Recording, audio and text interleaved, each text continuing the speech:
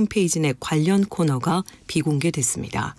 북한 선전 매체 내 나라는 홈페이지 메인 화면 하단에 있는 조선민주주의인민공화국 사회주의 헌법 아이콘을 클릭해도 헌법 세부 조항을 볼 수 없도록 해놓은 것으로 오늘 확인됐습니다. 피겨스케이팅 남자 싱글 서민규가 주니어 세계선수권대회 쇼트 프로그램에서 1위에 올라 한국 남자 피겨 사상 첫 대회 우승에 도전합니다. 서민규는 어제 타이완에서 열린 피겨스케이팅 주니어 세계선수권대회 남자 싱글 쇼트 프로그램에서 1위에 올랐습니다. 3일절인 오늘은 전국이 대체로 맑은 가운데 기온이 크게 떨어져 춥겠습니다. 충남과 호남 서부 제주도는 오후부터 흐려져 눈이나 비가 내리겠습니다. 내일 아침까지 예상되는 눈의 양은 제주 2에서 7cm입니다. KBS 1라디오 11시 뉴스를 마칩니다. 아나운서 김지윤이었습니다. KBS.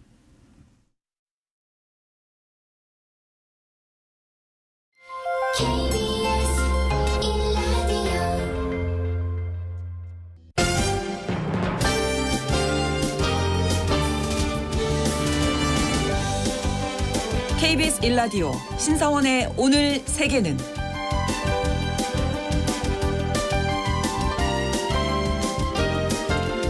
안녕하십니까. 아나운서 신성원입니다. 오늘은 제105주년 3.1절입니다. 1919년 3월 1일 독립선언서를 발표하고 만세 시위를 통해서 한국의 독립의사를 세계에 알렸는데요. 그날 이후 만세 시위는 전국으로 퍼졌고 태극기를 들고 거리로 나선 시민들 뒤에는 외국인 조력자들이 있었습니다. 1919년 3월 11일 부산 만세운동을 도운 호주인 선교사 3명이 대표적인데요. 3명의 이름은 마가렛 샌더먼 네이비스, 이사벨라 맨지스, 데이지 호킹입니다. 이들은 만세 시위에 참여해서 학생들을 인솔하고 보호하며 만세운동을 도왔다고 하는데요. 국가보훈부는 이들을 올해 3월에 독립운동가로 선정했습니다. 자유와 민주주의를 되찾는 것을 흔히 이 봄에 많이 비유하게 되죠. 우리의 봄을 되찾는 데 도움을 준 앞서 말씀드렸던 사람들을 비롯해서 더 많은 독립운동가들을 기억하는 3.1절 보내야겠습니다. 오늘 주목해야 할 국제사회 뉴스 헤드라인 뉴스와 키워드로 정리해드리고요. 통신원 취재수첩에서는 카자흐스탄을 연결해서 카자흐스탄의 고려인 동포들은 3.1절을 어떻게 보내는지 전해드리겠습니다. 그리고 글로벌 이슈 초대석에서는 이주여성 협동조합 톡투미의 대표이신 이레시아 페라라 씨와 함께 이주 여성들의 자립과 소통을 위해서 우리 사회가 해야 할 일은 무엇인지 이야기 나눠보겠습니다. 3월 1일 금요일 KBS 1라디오 신성원의 오늘 세계는 시작합니다.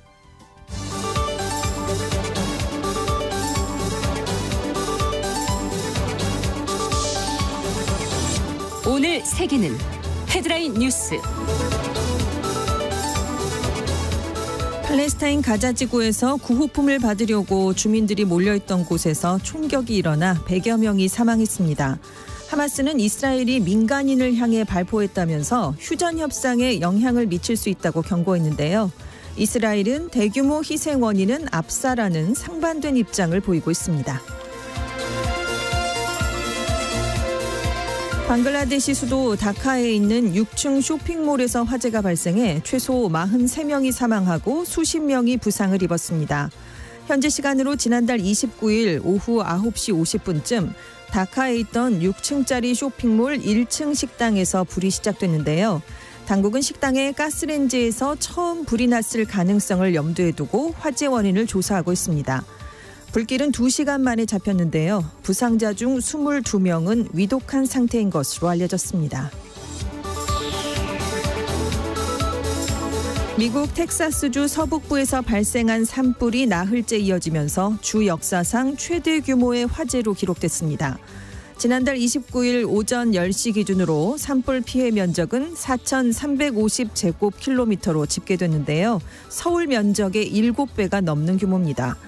현재 화재 진압률은 3%에 그치고 있는데요. 산불이 텍사스주를 넘어 동북쪽 오클라호마주까지 확산된 상태입니다.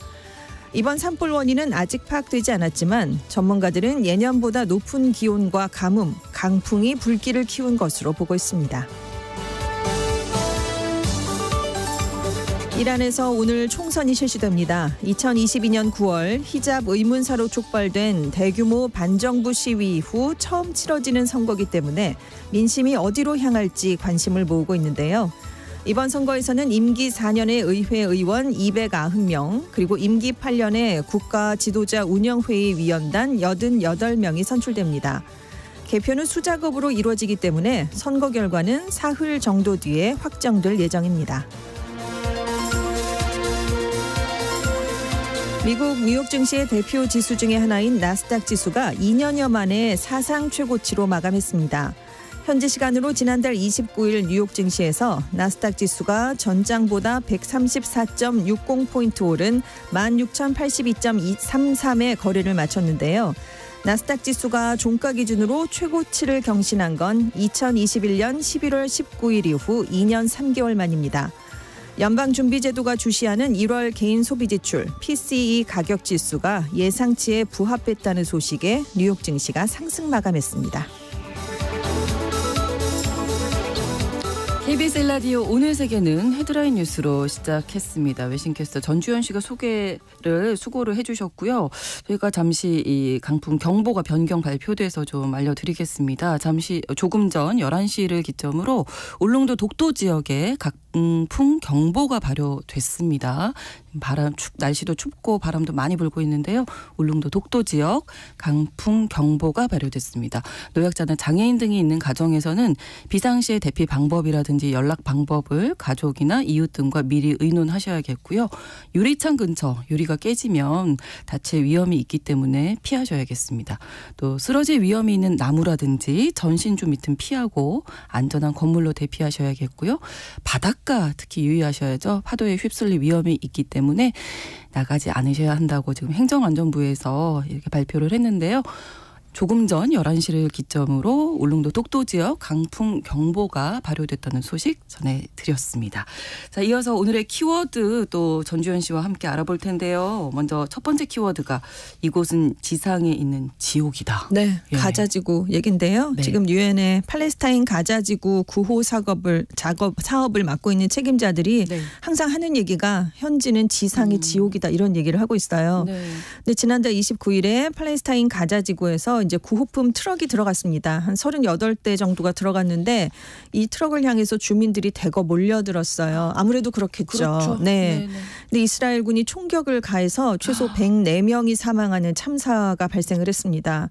지금 수천 명의 주민이 이 트럭 수십 대에 몰려든 거거든요. 네. 이렇게 목격자 한 분은 사람들이 너무 가까이 다가오니까 이스라엘 군이 군중을 향해 발포를 했다라고 설명을 했어요. 그래서 일단 하마스 쪽의 가자지구 보건부는 최소 104명이 사망, 750여 명이 부상을 입었다라고 집계치를 발표했습니다. 네. 근데 이제 처음에 이스라엘 군 쪽에서는 공습 사실이 없었다. 다만 구호품 트럭에 몰려들다가 서로를 밀치면서 네. 수십 명의 부상자가 발생한 것이다. 그러니까 압사 사고였다라는 얘기를 내놓은 겁니다.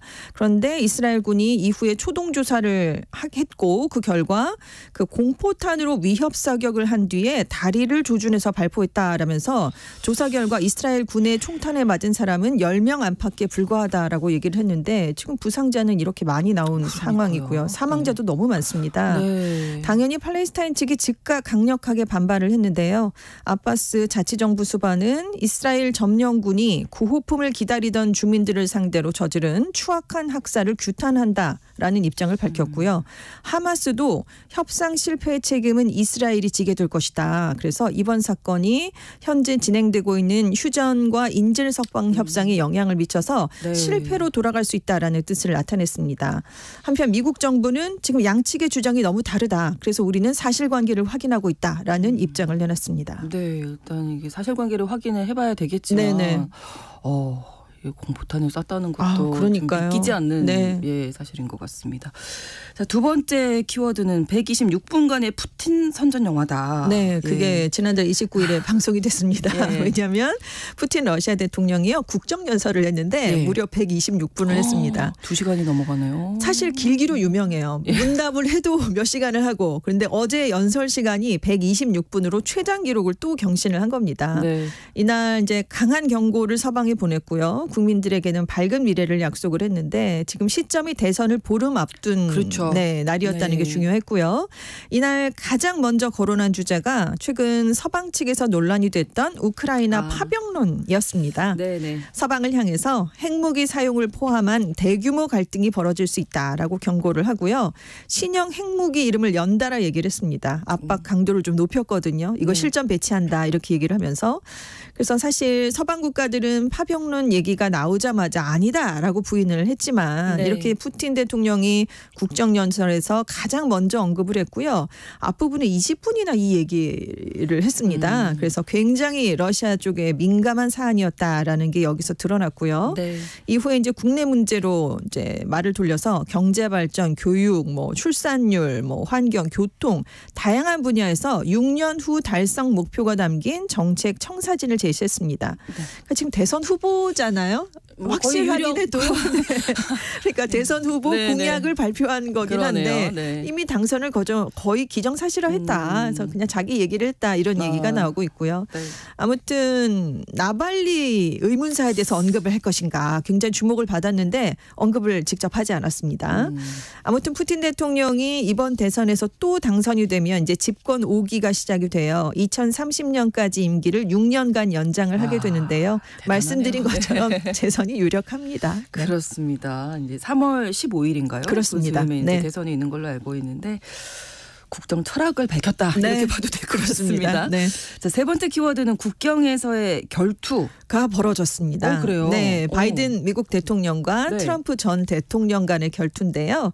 지난달 29일에 동시에 남부 텍사스주를 방문했습니다.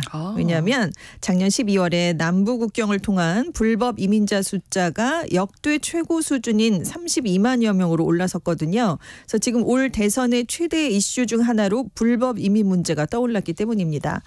바이든 대통령은 방어하는 입장이고요. 트럼프 전 대통령은 공격하는 입장이었는데요. 그래서 미국 언론들이 붙인 게 국경에서의 결투가 나왔습니다. 일단 텍사스다 보니까 그렇죠. 그런 얘기가 나올 수밖에 없네요. 트럼프 전 대통령이 멕시코와 접경한 도시인 이글 패스라는 곳을 갔어요. 그래서 불법 이민자 유입은 바이든 대통령 때문이다. 그동안 최소 900만 명의 불법 외국인이 대거 미국으로 이주했는데 내가 취임하면 취임 첫날에 국경을 봉쇄하겠다. 그리고 바이든 대통령이 불러들인 불법 외국인을 추방하는 절차를 시작하겠다라는 얘기를 했습니다. 그리고 바이든 대통령이 뒤이어서 이 이글 패스에서 한 480km 떨어져 있는 브라운스빌이라는 곳을 방문했는데요. 이 바이든 대통령은 불법 이민 문제를 근본적으로 해결하려면 국경 안보 예산 처리가 시급하다라는 점을 강조했는데요. 그러면서 지금 이 법안 처리를 맡고 있는 트럼프 전 대통령 그리고 공화당을 저격했습니다. 사실 바이든 대통령이 굉장히 개방적인 이민 정책을 취하다가 최근에 국경 통제를 강화하면서 완전히 달라졌거든요. 왜냐하면 그 여론이 좋지 않기 때문이에요. 27일에 갤럽 여론조사가 공개됐는데 미국인이 직면한 가장 큰 문제로 이민 문제를 꼽은 응답자가 가장 많은 것으로 조사가 됐습니다. 근데 사실 이제 트럼프 대통령은 막는다 이런 얘기를 하기 때문에 이 정책에 대해서만큼은 바이든 대통령보다 지지율이 높은데요. 최근에 불법 이민자 수가 늘면서 훨씬 더 이제 트럼프 전 대통령을 옹호하는 목소리가 높아지고 있어요. 그래서 MBC가 2020년 가을에 이민 문제에 있어서 누구를 더 믿느냐라고 질문했을 때 그때는 트럼프 전 대통령이 바이든 대통령을 16%포인트 앞섰었거든요. 근데 올해 1월에 다시 보니까 트럼프 대통령 지지율이 35%까지 높아졌습니다. 그렇군요. 그럼 그 사이에 이런 변화가 있었다는 그렇습니다. 거네요. 불법 거의 이민 문제에 대해서는. 2배가 높아졌죠. 이 문제가 또 불거지고 어떤 영향을 끼치게 될지 지켜봐야 되겠습니다. 자, 네 번째 키워드 세계의 모험이 펼쳐진다. 올해 파리 하계 올림픽과 패럴림픽에 이제 참여하는 선수들이 이런 세계의 모험을 할 것 같은데요. 올림픽 선수촌이 공개가 됐습니다. 근데 에어컨이 없는 게 특징이래요. 이게 7월 달인가? 네, 그렇습니다. 그때 파리 더울 텐데요. 작년에 파리가 이상 기온이어서 40도가 넘어갔거든요. 에어컨이 없으면 그렇게 힘들겠죠. 곤란할 텐데요. 파리 북부 외곽에 이제 여러 지역에 걸쳐서 선수촌이 마련이 됐고요. 전체 부지가 축구장 70개에 달하는 면적이라고 합니다. 총 80동의 건물로 이제 복합 단지로 건설이 됐는데 지금 올림픽 기간 동안 14,500명, 패럴림픽 기간에 9,000명 정도의 선수 탄수화 스텝을 수용을 하게 될 예정이에요. 네. 그런데 이제 이걸 만든 그 회사 측이 탄소 배출을 최대한 줄이는 그런 정책을 폈습니다. 건축할 때 목재 같은 바이오 소재를 적극 사용을 했고요. 지열, 태양열 같은 청정 에너지를 전기 공급원으로 사용을 하게 됐어요. 그래서 이제 에어컨 없다라고 말씀을 드렸는데 대신에 건물 간의 배치를 잘해서 공기 순환을 촉진시켰고요.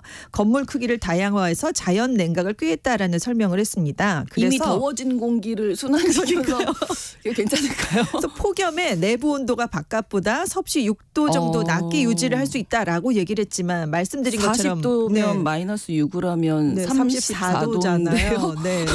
이 선수들이 어떻게 버틸 것인지 그래서 걱정이 이미 나오고 예. 있어요. 근데 이제 일단 마크롱 대통령의 개관식에 참석해서 예. 세계의 모험이다. 여러분, 그러니까 이 선수촌을 만든 여러분이 제 시간에 예산에 맞게 사회 환경적으로 모범을 보이면서 작업을 해냈다라고 치하하는 그런 얘기를 일단 했습니다. 일단 이제 숙소 안에 가구가 이제 앞으로 차차 갖춰지게 되는데요. 네. 2020 도쿄올림픽 때 처음 이제 골판지 침대라는 게 나왔잖아요. 이게 얘기가 진짜 많았잖아요. 많았죠. 네. 부실하다, 선수들을 아니다. 어떻게 이렇게 네. 할 수가 있냐. 근데 이제 이게 친환경 올림픽 지금 표방을 하고 네, 있기 때문에 네. 이걸 업그레이드 했다고 합니다. 그러니까 도쿄올림픽에 이제 매트리스를 제공했던 회사랑 다시 손을 잡고 업그레이드를 했어요. 더 튼튼하고 조립을 쉽게 했는데 네. 못이나 나사, 접착제가 없이 순서대로 조립하는데 12분만 걸린답니다. 아무튼 튼튼해졌다 이런 설명을 좀 강조를 했고 네. 올림픽이 끝나면 이 선수촌이 2025년부터요. 일반 주택, 학생 기숙사 아니면 호텔, 일반 사무실 등으로 변신을 하게 됩니다. 네. 아무튼 뭐 세계의 모험이 되고 네, 그렇죠. 있기는 한데 네. 뭐 환경을 생각하는 거니까 환경을 생각하면 또 그렇게 그렇죠. 해야 될 것 같기는 네. 하지만 근데 우리가 또 지금 선수들 또 덥잖아요. 네. 일단 기본적으로 최상의 운동을 해야 되고 컨디션을 유지할 이게 수 있을까? 과연 괜찮을지 네. 여기에서 실험을 해도 괜찮은 건지. 선풍기는 놓여 있더라고요. 제가 선풍기는 있군요. 네, 그 사진을 선풍기 갖고 봤더니 안 될 것 같은데. 34도에 선풍기 틀어도 이게 뜨거운 바람이 후덥지근하잖아요. 오잖아요. 네. 그래서 좀 걱정이 됩니다. 선수들이 좀 걱정이 돼서요. 네. 계속 말씀을 드렸습니다.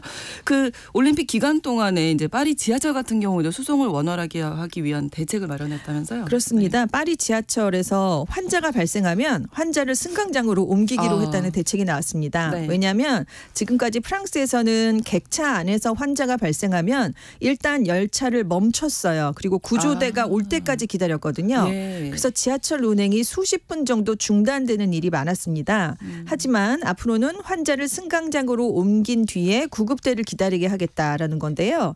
지금 매일 평균적으로 한 10명 정도의 승객이 몸이 좋지 않다라고 신고를 하고 있고 이 중에 98%는 열사병 아니면 저혈당증을 호소하는 것으로 조사가 됐습니다. 네. 근데 이제 이 소식이 알려지니까 파리 교통공사 노조들이 반대하고 있는데요. 왜냐하면 환자가 주로 출퇴근 시간 같은 혼잡한 시간에 많이 나오는데 네. 그때 승강장에 승객을 내려놓으면 이 승객이 인파에 휩쓸려서 넘어질 수 있다. 오히려 더 위험할 수 위험하다. 있다는 거죠. 네네. 그리고 승객에게 이렇게 안전하지 않을 뿐만이 아니라 뭐 만약의 경우 일이 발생하면 기관사나 영무원에게 책임이 돌아가지 않겠느냐라면서 지금 반대하고 있습니다. 그것도 좀 잘 좀 조율해야 그렇죠. 될 네. 문제인 것 같습니다. 자, 다섯 번째 키워드는 미션 임파서블. 이 영화 얘기인가요? 네. 임파서블 하더라고요. 네. 네, 컴퓨터 가르치기가 부제인데요. 네. 뉴질랜드 전역에 있는 셀프 주유소가요. 2월 29일에 컴퓨터 인식 오류 현상이 나타나서 운영이 중단됐습니다. 어제가 이제 2월 29일이었는데 이게 4년에 한 번씩 돌아오잖아요. 그렇죠. 2월 29일 새벽에 그 뉴질랜드 전역의 셀프 주유소들이 운영을 중단하면서 네. 그 결제가 안 됐기 때문인데요. 인식을 못했나 봐요. 그렇습니다. 윤년이었잖아요. 그렇죠. 네, 그래서 이게 4년에 한 번씩 윤년을 두는데 이 결제 소프트웨어를 제공하는 그 회사가 네. 윤년 결함 때문에 시스템이 작동을 멈췄는데 이제 문제는 해결됐다. 그래서 네. 새 프로그램을 앞으로 전국 주유소들에 배포하기만 하면 된다. 왜 이런 일이 발생했는지 결함을 조사하겠다 이렇게 얘기를 했는데요. 네네. 지금 이번이 처음이 아니거든요. 이런 일이 발생한 게. 왜냐하면 2016년에 윤년이 왔을 때는 네. 독일의 뒤셀도르프 공항에 수화물 분류기가 또 윤년을 인식하지 못해서요. 1200개가 넘는 수화물이 비행기에 실리지 않았던 적이 있습니다. 그리고 그 4년 전인 2012년에는 마이크로소프트의 클라우드 컴퓨팅 플랫폼인 애저가 이걸 또 인증서를 인증하지 못해서 12시간 동안 작동이 중단되는 일도 있었어요. 그러니까 지금 4년마다 똑같은 회사는 아니지만 어디든 지금 이런 현상이 발생을 하고 있는데 네네. 왜 대비를 하지 않는지. 컴퓨터 그러네요. 가르치기가 이렇게 어려운 건지 이게 미션 임파서블한 건지 궁금합니다. 앞으로 4년 뒤 2028년에 네. 또 한번 지켜보도록 하죠. 그렇습니다. 네. 자, 소프트웨어가 잘 작동했는지 점검이 됐는지. 네. 자, 6번째 다음 키워드는 바쁠 땐 혼잡 가격제가 적용됩니다. 가끔 뭐 이럴 경우가 있잖아요. 네네. 미국의 대형 햄버거 패스트푸드 체인점 중에 하나죠. 웬디스가 네네. 제품 가격을 시간대별로 다르게 책정하는 정책을 추진하겠다라는 발표를 내놨더니요. 이거 꼼수로 가격 인상하려는 거 아니냐라는 논란이 커지고 있습니다. 네. 그러니까 내년부터 이제 수요랑 시간대에 따라서 가격을 유동적으로 바꾸는 탄력 가격제를 도입하겠다라고 했는데요. 네. 그러니까 이제 점심이나 저녁 식사 시간 같이 사람들이 붐비는 시간대에 방문을 하면 햄버거 가격을 더 내야 된다는 거죠. 반면에 이제 사람이 안 몰리는 시간에는 할인을 해주겠다라는 얘긴데요. 그래서 이제 인공지능을 접목한 디지털 메뉴판을 설치한다고 합니다. 네. 그런데 이제 소셜 미디어에서 비난이 나오고 있는데 아니 수요가 많은 시간대 가면 더 오래 기다리는데 비용을 더 내라는 돈을 얘기냐. 더 지불하고. 네. 더는 여기서 버거를 먹을 것 같지 않다. 뭐 이런 좀 비판들이 많이 나오고 있어요. 네. 근데 왜 그러냐면 안 그래도 인플레이션 때문에 그렇죠. 물가가 너무 올라서 네, 그래요. 소비자들이 지금 불만이 많습니다. 네. 기업들이 그런데 필요 이상으로 가격을 올리거나 눈에 띄지 않게 인상을 하는 게 아니냐. 그래서 네. 지금 기업들의 탐욕과 인플레이션을 합친 그리드플레이션이라는 용어까지 나왔거든요. 그렇군요. 그러니까 웬디스가 수요가 높을 때 가격을 높일 계획은 없다. 한가한 시간에 우리는 할인을 할 수 있다. 이런 얘기를 해놨지만 지금 반응은 좋지 않고요. 네. 전문가들은 세트 메뉴 같은 품목을 섞어서 가격을 매기면 올려도 소비자들이 올린 사실을 모르게 되잖아요. 그렇죠. 네. 그리고 공급량이 고정된 여행과 숙박 분야는 변동 가격제가 일반적이지만 햄버거가 1분 동안 $5였는데 1분 뒤에 $6로 이렇게 그렇죠. 오르내리면 그러면 소비자들이 누가 받아들이겠느냐. 기분 상하죠. 네, 라는 지적을 내놓고 있습니다. 네. 네. 자, 마지막 이거 꼭 말씀을 드리고 싶어서 9천억의 사랑꾼. 네, 바로 오타니 쇼헤이. 깜짝 결혼 발표를 했다면서요? 그렇습니다. 네. 아내는 평범한 일본 사람이다라고 얘기를 했는데요. 이미 나는 결혼했다라는 입장문을 올린 거예요. 네네. 그러니까 LA 다저스로 이적을 했잖아요, 올해. 그래서 네. 스프링 캠프 훈련을 앞두고 이제 그 전날에 SNS를 통해서 깜짝 결혼 발표를 한 건데요. 아내가 정말 평범한 일본인이다. 정확한 시점을 말씀드릴 수 없지만 3, 4년 전에 알게 됐고 작년에 약혼을 했었다. 그리고 정규 시즌을 시작하기 전에 결혼했다는 소식을 알리고 싶었는데 문서상의 정리까지 마쳤고 그래서 지금 발표를 했다라는 얘기를 했습니다. 네. 굳이 왜 이 시점에 했냐라고 물어봤대요, 기자가. 그랬더니 네. 그냥 농담조로 내가 결혼을 하지 않아도 시끄럽고 해도 시끄러우니까 야구에 집중하려고 일단 발표를 했다라고 네. 얘기했는데요. 네. 왜 9천억 원의 사랑꾼이라고 이제 제목을 달았냐면 네. 그 다저스랑 계약을 했을 때 전 세계 스포츠 사상 역대 최대 규모인 10년 동안 $7억, 약 9,200억 원의 계약을 맺었기 때문입니다. 네. 네. 네. 그동안 사생활이 정말 노출되지 않았고 그렇죠. 네, 일본 언론들도 이렇게 추적 보도를 하는 일이 없었거든요. 네. 아무튼 오늘 결혼에 관련한 기자회견을 한다고 하니까요. 아우, 어떤 얘기가 또 나올지. 네, 그 궁금합니다. 상대가 어떤 분일지가 네. 매우 궁금합니다. 그렇습니다. 네. 오늘의 헤드라인 뉴스와 키워드까지 외신캐스터 전주현 씨와 함께했습니다. 고맙습니다. 네, 감사합니다. KBS 일라디오 오늘 세계는 1부 마무리하고 2부에서 계속 이어가겠습니다. 11시 30분부터 일부 지역에서 해당 지역 방송 보내드리고요. 노래는 더 버즈의 턴 전해드리겠습니다.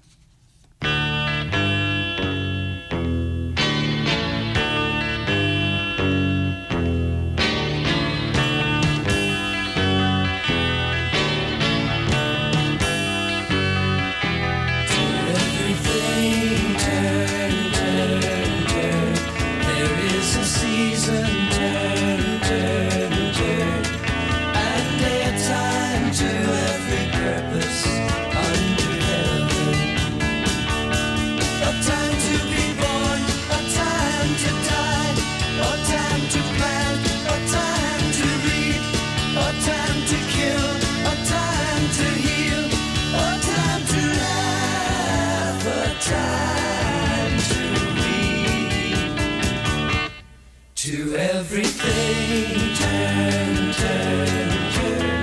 There is a season, turn, turn, turn.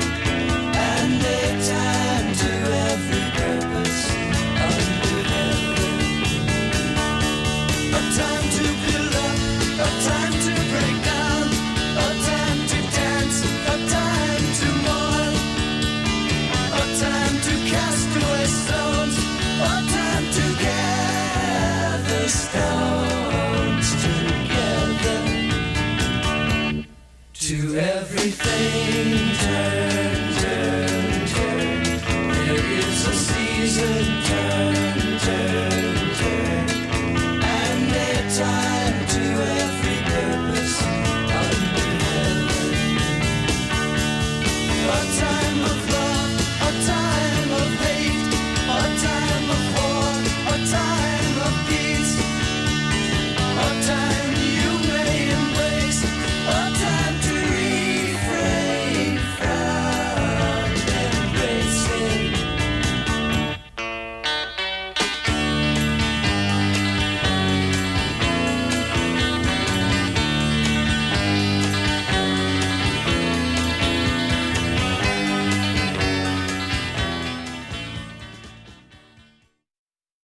지금 시각은 11시 30분입니다. KBS Ladies and gentlemen. 국제사회의 다양한 뉴스를 한눈에 KBS 1라디오 신성원의 오늘 세계는 세계를 바로 보는 최소한의 투자입니다.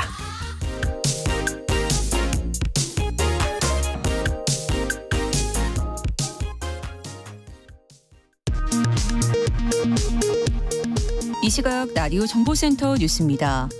윤석열 대통령은 오늘 제105주년 3.1절 기념식에서 모든 독립운동의 가치가 합당한 평가를 받아야 하고 그 역사가 대대손손 올바르게 전해져야 한다고 밝혔습니다.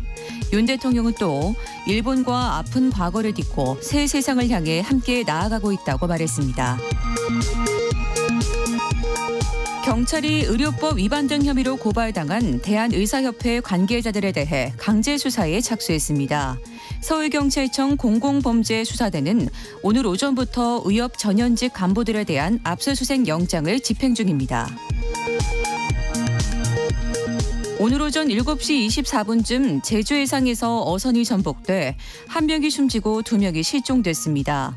제주 해양경찰에 따르면 이 어선에는 한국인 선원 5명과 베트남인 선원 5명이 타고 있었으며 이 중 8명은 인근 어선에 구조됐습니다. 올해 2월 수출이 4.8% 증가해 5개월 연속으로 수출 플러스 기조가 이어졌습니다. 주력 상품인 반도체 수출이 작년보다 66% 이상 늘어났고 최대 수출 시장인 중국 수출이 17개월 만에 흑자로 돌아서면서 수출 회복세를 뚜렷이 나타냈습니다. 팔레스타인 가자 지구에서 구호품을 받으려는 주민들이 몰린 곳에서 총격이 일어나 100여 명이 사망했습니다. 하마스는 이스라엘이 민간인을 향해 발포했다며 휴전 협상에 영향을 미칠 수 있다고 경고했습니다. 반면 이스라엘은 민간인을 겨냥한 발포 사실을 부인했습니다. 미국 텍사스주 서북부에서 발생한 산불이 나흘째 이어지면서 텍사스주 역사상 최대 규모로 번졌습니다. 화재 사망자도 1명 확인됐습니다. 산불의 피해 면적은 서울 면적의 7배가 넘는 규모로 집계되고 있습니다. 지금까지 라디오 정보센터 뉴스 정한나였습니다.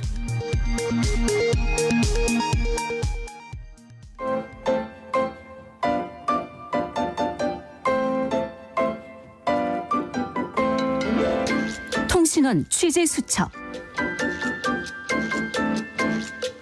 독립운동가들의 후손이 고려인들이 많은 카자흐스탄에서는 3.1절을 어떻게 보내고 있을까요? 오늘은 카자흐스탄 알마티 김상욱 통신원 연결해서 알아보겠습니다. 안녕하세요.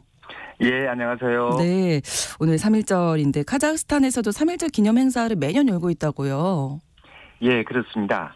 카자흐스탄에서는 토요일인 내일 알마티 한국교육원 대강당에서 105주년 3.1절 기념 행사가 열립니다. 네.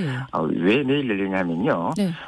이제 이 현지에서는 이 3.1절 국경일 휴일이 아니지 않습니까? 아, 그렇죠. 네, 그래서 좀 더 많은 우리 동포들이 참석할 수 있게 하기 위해서 우리 카자흐스탄에서는 해마다 3월 1일이 있는 그 주말에 행사를 진행해 왔습니다. 네.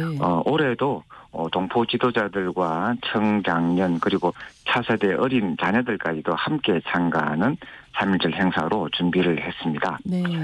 특히 105년 전 삼천리 방방곡곡에 울려 퍼졌던 만세 소리와 3.1 정신을 계승해서 어린 자녀 세대들에게 잘 전달하겠다라는 뜻으로 선조들의 넋을 의미하는 촛불을 원로 세대들이 장년 세대에게로 또 그들이 또 어린 세대에게 전달하는 네. 촛불 전달 퍼포먼스가 열릴 예정입니다. 네.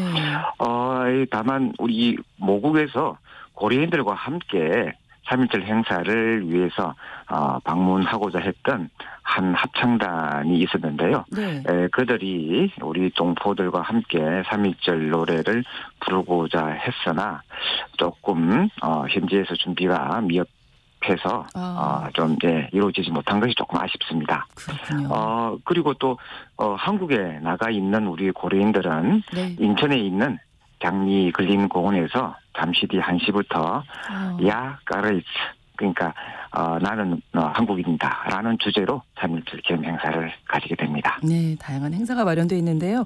카자흐스탄에 이 독립운동가들의 후손들이 많이 살고 계시잖아요. 어떤 분들의 후손일까요? 예, 카자흐스탄에는요. 우리가 교과서에서 배운 항일 독립운동가들의 후손이 550여 명 살고 있습니다. 네네. 그러니까 뭐 연해주 항일 독립운동의 대부이자 또 안중근 의사의 그 하얼빈역에서 또 히로부미 저격 안중근 의사 의거를 가능하게 했던 최재형 선생의 후손들도 살고 계시고요. 네. 또 시베리아의 백마탄 장군 김경천 장군의 후손들도 살고 계시고 또 대한제국의 육군 장교 출신으로 의병운동을 이끌었던 또 대한민국 임시정부의 국무총리를 역임했던 이동희 선생의 후손들도 계십니다. 그렇군요. 이 외에도 아주 많이 계신데요. 뭐 구한말 어병장이셨던 민공호 선생, 또 개봉우, 최계리, 황운정 정말 많은 독립운동가들의 후손들이 살고 계십니다. 네, 독립운동가들의 흔적을 좀 찾아볼 수 있는 곳 카자흐스탄에 어디를 가면 좀 볼 수 있을까요? 예, 카자흐스탄에는요. 우리 독립운동가들이 이제 스탈린의 강제 이주로 인해서 조용하게 이주해 오게 되지 않습니까? 네. 그래서 그 독립운동가들이 이 카자흐스탄에서 살았던 그 생가들이 남아 있고요. 네네. 그리고 또 이 오히려 일제 스파이라는 그 혐의를 받고 또 그 감옥 생활을 했습니다. 그런 감옥의 유적들이 남아 있습니다. 네. 그리고 또 독립운동가들이 여기까지 오셨어도 우리 말을 지켜야 된다 해서 고려말 라디오를 만들었습니다. 네. 예, 그런 것들의 또 흔적, 육필 일기장도 있고요. 네. 예, 특히나 김경천 장군이 남기신 경천 아일록은 네. 이순신 장군의 난중일기가 함께 아주 손에 꼽히는 전장 기록물로 우리가 이 기억에 남아 있습니다. 그렇군요. 자, 우리에게는 오늘이 3.1절인데 카자흐스탄에서는 감사의 날이라면서요? 예, 그렇습니다. 이 카자흐스탄은요, 네. 인구의 한 60%를 차지하는 카자흐 민족 이외에도요, 러시아, 타타르, 위구르, 독일, 고려인 등 한 130여 민족이 살고 있습니다. 네. 예, 대표적인 다민족 국가인데요. 그러네요. 이들이 모두 평화롭고 또 조화롭게 살 수 있도록 허용해준 카자흐 초원에 대한 감사를 하는 말입니다. 네. 예, 카자흐스탄의 초대 대통령이 누르술탄 나자르바예프가 2015년 4월 23일 카자흐스탄 민족회의 형성 20주년 기념행사에서 이 감사의 날을 명절로 규정할 것을 제안한 이후에 2016년 1월 14일 공화국 제173호 대통령령에 의해서 매년 3월 1일은 감사의 날로 이렇게 제정이 되었습니다. 네. 아무튼 지금 소개해 주셨던 뭐 독립운동이라든지 고려인들의 삶을 바탕으로 해서 한국과 카자흐스탄 문화 교류는 계속 이어져고 있는 걸로 알고 있는데 앞으로 교류가 더 뭐 많이 이루어지기 위해서 바라는 점이 있으시다면요. 끝으로. 예. 정말 우리 모국의 여러 다양한 지원과 배려로 교류가 날이 갈수록 더 정진되고 있습니다.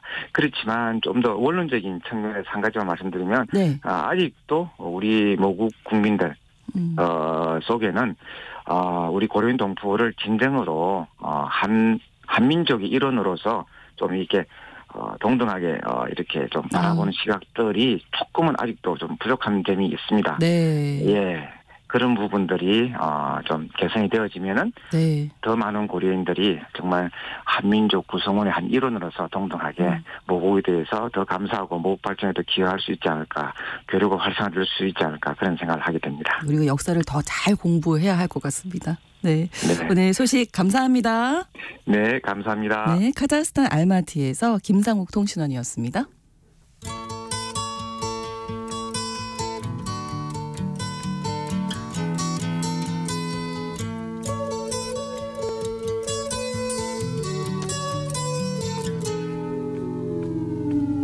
Here comes the sun. 금요일 글로벌 이슈 초대석에서는 고국을 떠나 한국에서 살고 있는 사람들의 삶의 이야기를 통해서 우리나라와 세계의 오늘을 살펴봅니다. 오늘은요, 스리랑카 출신 한국인이십니다. 이주 여성 협동조합 톡투미의 대표이신 이레샤 페라라 씨와 함께하겠습니다. 어서 오세요. 네, 안녕하세요. 날씨가 또 어제와 다르게 막 추워졌는데 이렇게 나와주셨어요. 감사드립니다. 아이, 감사합니다. 네. 저도 불러주셔서 감사합니다. 네, 저희 청취자 여러분들께 소개 직접 해주시면요. 네, 안녕하세요. 저는 아까 방금 전에 소개받았던 스리랑카에서 졸신하해서 네, 한국에 지금 한 23년 전에 도착해서 네. 고등학교 네. 아이 하나, 대학교 아이 우와. 하나 있습니다. 예. 그리고 네. 네, 지금 어떤 일을 하고 계신지. 2011년에 이제 한국으로 이제 의류 디자이너로 들어왔다가 저는 이제 결혼하게 돼서 네. 결혼해서 다문화 가족이 됐었잖아요. 그래서 한국에 정착을 정착하면서 네. 이제 사회에 있는 문제점도 되게 많아가지고 네. 지금 톡투미라는 네. 단체를 만들어서 활동하고 있습니다. 네, 이 톡투미가 2010년부터 네. 운영이 네. 됐으니까 지금 한 14년 전에 네. 예, 만드셨는데 네. 예전에 저희 KBS에 러브인 아시아라는 이런 프로그램이 있었어요. 네, 이 맞습니다. 프로그램에도 출연을 하시고 많은 활동하셨잖아요. 네. 비영리 재단 대표로 이렇게 활동을 하게 되신 어떤 계기가 있으실 것 같거든요. 네, 사실 지금은 다문화 사회라고 말하면 그렇죠. 많은 사람들이 알고 있고 네, 이제 네. 다가가기 쉽기도 하잖아요. 옛날에는 이제 말 그대로 이제 외국인이라는 자체로 되게 입양 되는 네. 사람 같은 네. 느낌도 있었고 또 이제 제가 아이도 나다 보니 이제 네. 자별도 받을 가능성이 되게 높을 것 같고 네. 또 특히 KBS 러브인 아시아 하면서 네, 네. 다양한 나라랑 비슷한 이제 결혼 이민자들이 만나게 됐었어요. 그렇죠. 또 다 똑같은 고민 갖고 있었더라고요. 그래서 네. 이제 누군가 이게 해주는 것보다는 우리가 직접 스스로 우리의 문제점에 답을 찾자라는 생각으로 이제 톡투미라는 수술 단체를 만들어서 활동하고 있습니다. 네, 많은 이야기를 나눠 보셨을 텐데 네네네. 그 결혼 이주 여성에 대한 우리나라에서의 인식이 네. 이제 처음 아마 이 단체를 만드셨을 때와 지금 네네. 벌써 이제 10년 넘게 네네네. 흘렀잖아요. 네네네. 좀 많이 달라졌다고 느끼세요?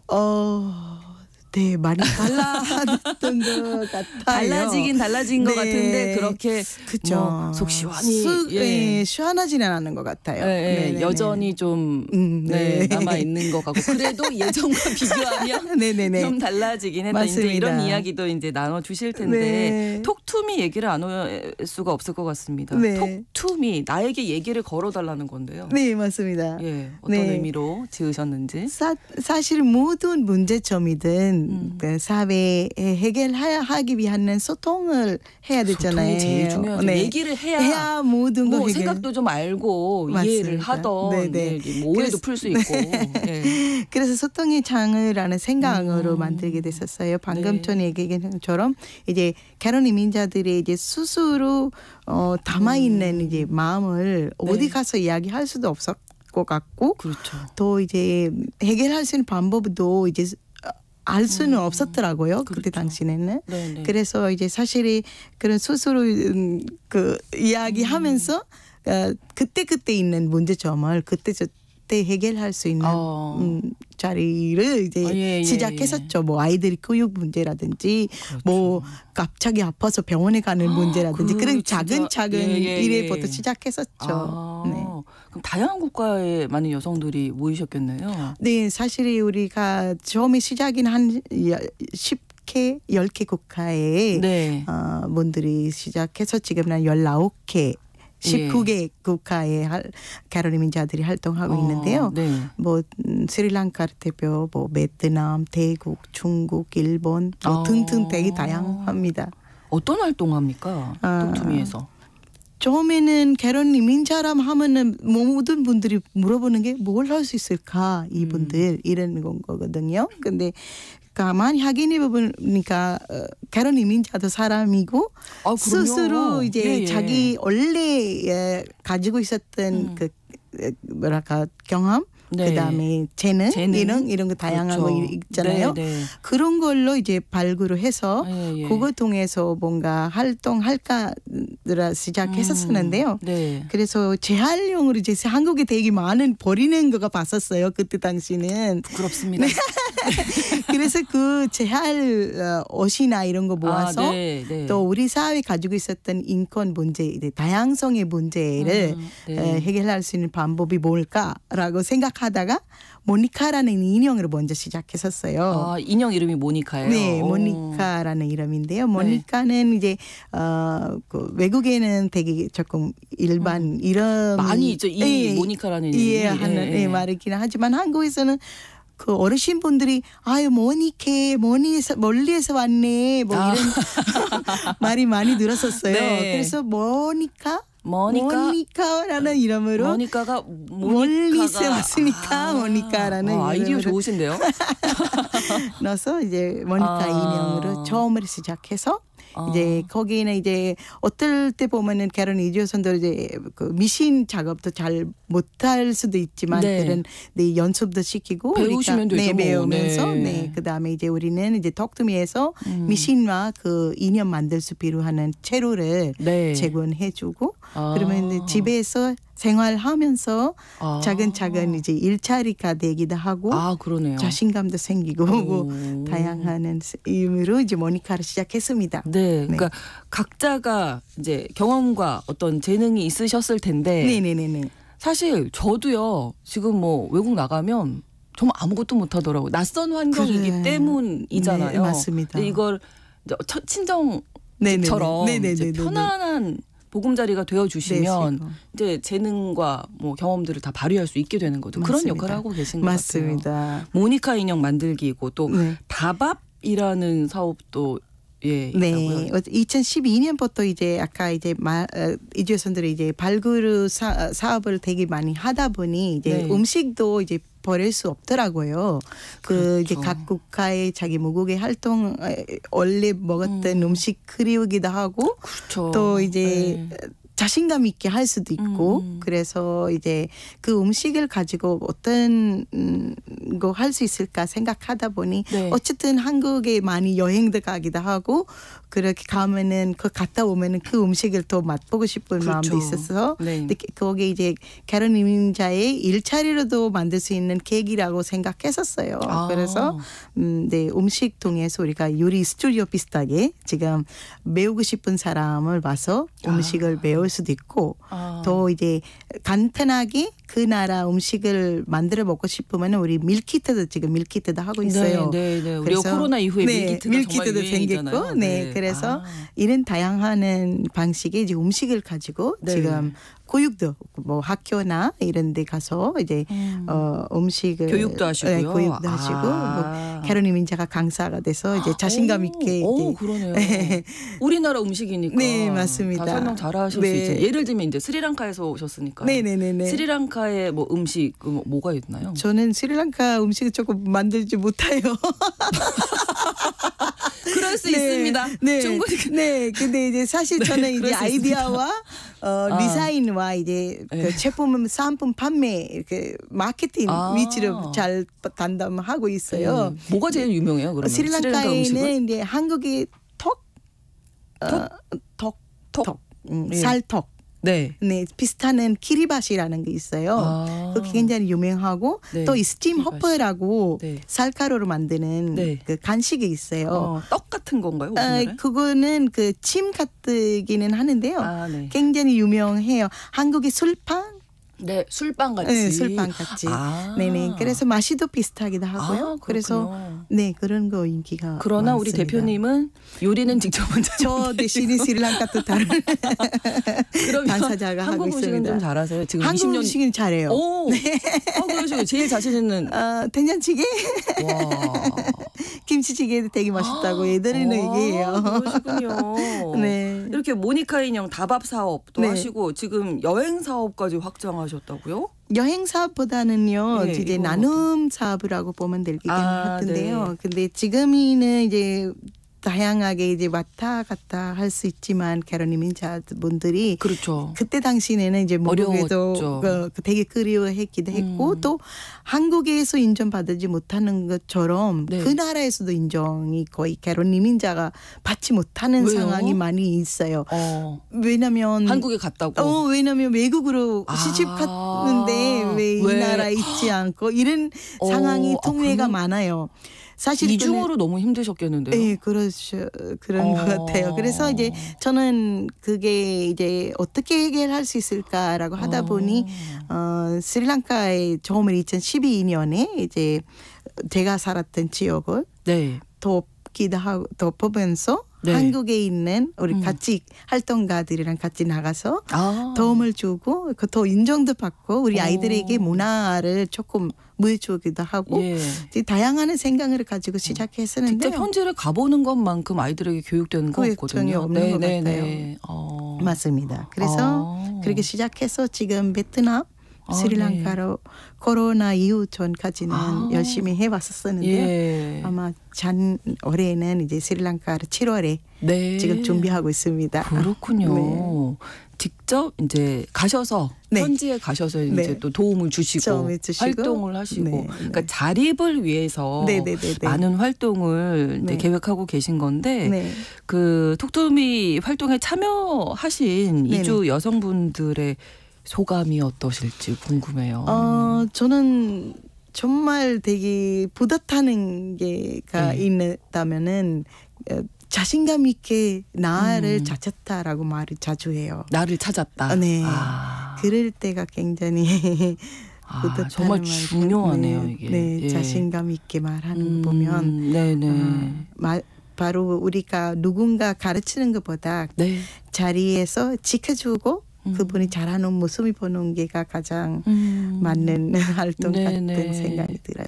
요즘에 우리나라에서 이제 아이들 가르칠 때도 뭐 자기 효능감 이런 얘기 많이 하는데 내가 나로서 바로 서서 내가 무엇인가를 할 수 있는 사람이다라는 거를 스스로 알게 되는 게 정말 중요하잖아요. 그래야 자립을 할 수 있으니까. 자기를 스스로 인정하게 된다면 뭐라도 할 수 있을 것 같다는 생각이 들어요. 정말 중요한 활동을 하셨고 이제 14년 동안 활동하시면서 얼마나 힘든 순간이 또 많으셨을까. 언제 가장 어려우셨어요? 사실 저는 이제 개론 이민자 다문화 이런 말을 붙여서 우리가 활동하다 보니 조금 이렇게 다뤄 있는 분야, 있는 사람들처럼 이렇게 모여주고 있는 것 같은 게가 굉장히 어려웠던 있었던 것 같은데요. 그래서 저는 처음부터 지금까지도 우리가 활동에서는 다로 아니라 같이라는 뜻을 이제 많이 이해시키려고 되게 많이 노력해왔었던 게 굉장히 힘들었던 것 같아요. 네네. 네네. 그러니까 어떤 비디오에서 그 우리 대표님 뵈니까 네네. 내가 안양 사람이라 그러면 네. 안양에서 사시잖아요. 나 맞습니다. 20년 넘게 안양 살았는데 네. 안양 사람이라 그러면 사람들이 웃어요, 웃더라. 그게 좀 와닿았어요. 맞아요. 정말 20년이 넘게 사셨으면 사람이에요. 안양 분이시죠. 네. 예. 저는 서울 맞습니다. 사람이거든요. 맞습니다. 예, 예. 네. 근데 제가 그런 인식들. 네, 그런 인식을 이제 변화를 시키기 위한 되게 많은 노력을 해왔었던 것 같아서 네네. 이때 다양한 사람들의 질문과 네. 저도 기억이 깜빡하는 거잖아요. 저 어디 사람인가라는 생각할 때가 있어요. 예, 예. 이때가 이제 사람이 너 어디서 왔어요? 뭐 이럴 때가 조금 지금은 이제 그게 중요한 게 아니시잖아요. 맞습니다. 네. 저는 제가 그거 스스로 스리랑카보다 이제 생각하지 않아요. 네, 한국 된장찌개, 김치찌개를 이렇게 잘 만드시는 분이신데. 제가 얼마 전에 이제 네. 스리랑카를 갔다가 이제 네. 한 달 있다가 들어와서 얼마 안 되는데요. 공항에 내리자마자 김치찌개를 저랑 똑같으신데요? 먹었어요. 아, 매운 게 당기시는군요. 네, 신기하게 지금은 그 스리랑카 가면은 여기를 보고 싶고 여기 네, 있으면은 네. 스리랑카를 가고 싶은 게 이제 되더라고요. 네. 정말 많은 활동을 해오셨는데 톡투미 통해서 앞으로 이루고 싶은 계획 끝으로 저희가 들어보겠습니다. 네, 진짜 시작에서 얘기했던 것처럼 저는 이제 우리 캐롤 이민자의 친척집을 네. 톡투미를 만들고 싶어요. 네, 네, 사실이 네. 그게 지켜보고 뭐 이제 우리가 선배이기도 하고 되게 오래 할 사회에 있었다 보니 그런 불평 상황을 조금씩 없애낼 수 있도록 네. 이제 노력하는 게가 이제 덕tum의 역할이라고 생각해요. 네네. 네, 그게가 이제 친정집도 되어주시고 든든한 언니들, 네. 이모들도 되어주시고 되어주시고요. 예. 네. 이렇게 좀 많은 활동 앞으로도 또 기대하도록 하겠습니다. 오늘 이주여성 협동조합입니다. 톡투미의 대표이신 이레시아 페레라 씨와 함께 이주 여성들의 자립 또 소통에 관한 이야기 나눠봤습니다. 오늘 좋은 말씀 고맙습니다. 감사합니다. 오늘 방송 마무리하면서